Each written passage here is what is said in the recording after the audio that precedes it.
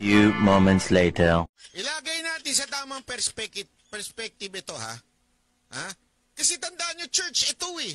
Even if I think, ito ha, sa akin, sarili ko, I do not believe in Kibuloy. I think he is a false prophet. Diretsuhan tayo. Sa tingin ko, sablay talaga siya pagdating sa relihiyon. Nice! Ako ang may-ari ng kaluluwa nyo. What? Ako ang may-ari ng sanlibutan ngayon. Kibuloy. I think he is a false prophet. Diretsuhan tayo. Yo! Huwag din yung galitin ng anak.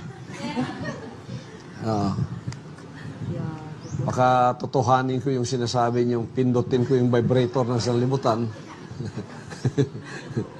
Guguho kayo riyan. I do not believe in Kibuloy. I think he is a false prophet. Diretsuhan tayo. Sa tingin ko, sablay talaga siya. Mga puking. Nagigil ang puta.